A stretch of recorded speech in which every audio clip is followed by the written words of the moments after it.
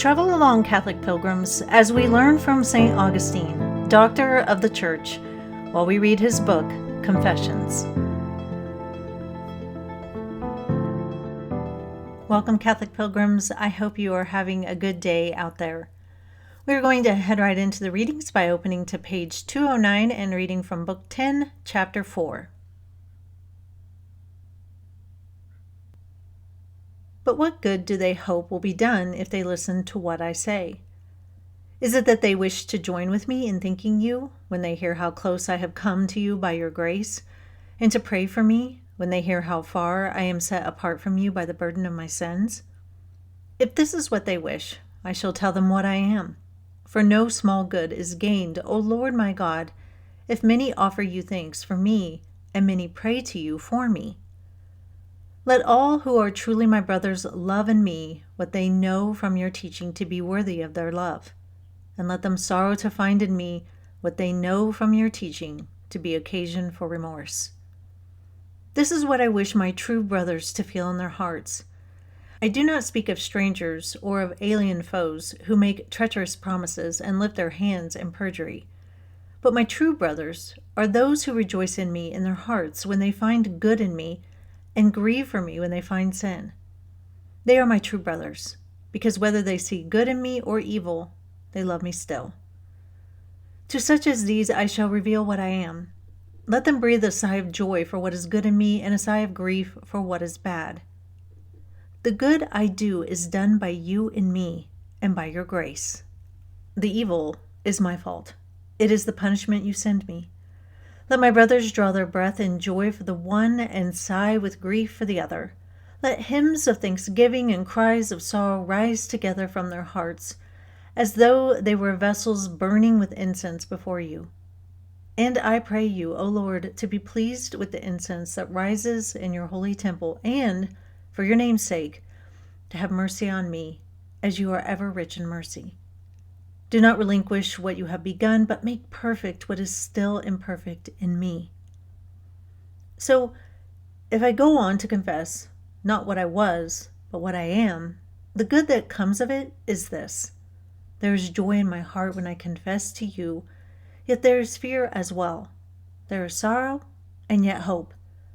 But I confess not only to you, but also to the believers among men, all who share my joy, and all who, like me, are doomed to die. All who are my fellows in your kingdom, and all who accompany me on this pilgrimage, whether they have gone before, or are still to come, or are with me as I make my way through life. They are your servants and my brothers. You have chosen them to be your sons. You have named them as the masters whom I am to serve if I wish to live with you and in your grace. This is your bidding, but it would hold less meaning for me if it were made known to me in words alone, and I had not the example of Christ, who has shown me the way by his deeds as well. I do your bidding in word and deed alike. I do it beneath the protection of your wings, for the peril would be too great if it were not that my soul has submitted to you and sought the shelter of your wings, and that my weakness is known to you. I am no more than a child, but my Father lives forever, and I have a protector great enough to save me. For he who begot me and he who watches over me are one and the same. And for me there is no good but you, the Almighty, who are with me even before I am with you.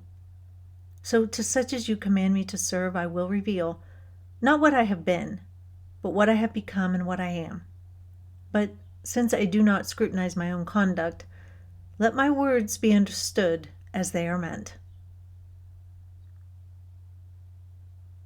There is a key sentence I want to build my talk around today. Quote, the good I do is done by you in me and by your grace. Unquote. Now remember, grace is the divine life within us. St. Augustine has made a massive change in his life. And the reason that he was able to move from, big time sinner to a converted Christian is because he was always on the hunt for the truth. And as he was walking, he even calls it a pilgrimage today, as he was walking on that path and going down that path to conversion and looking for the truth, he was open to receiving grace.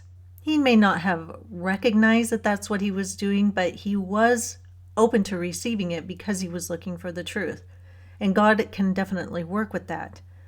Now, once that grace gets inside of us and starts to do its work, when the Holy Spirit can start to enlighten our minds, set us on fire, and do all of the good things that the Holy Spirit does, that's when the change happens. And that's when the conversion happens. And that's how people can go from being really bad sinners to becoming saints, like we know St. Augustine becomes. And the important thing to remember is God is always showering his grace out upon us. It's just that a lot of people don't open themselves up to it and don't cooperate with it.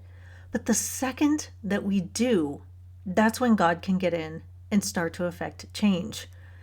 And then all those good things that we start to do because we are changing and the Holy Spirit starts to work, all of that is us becoming more like God, more like Christ, more like the Holy Spirit. And that's what's so amazing. We are made in the image of God. And so we are meant to try to imitate him.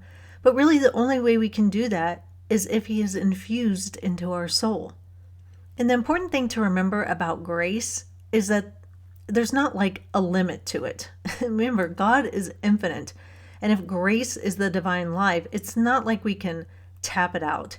It's not like if Jennifer over here gets a certain amount of grace, well, then there's just not enough left for us. That's not how it works. It's the same way with love. There's an infinite amount.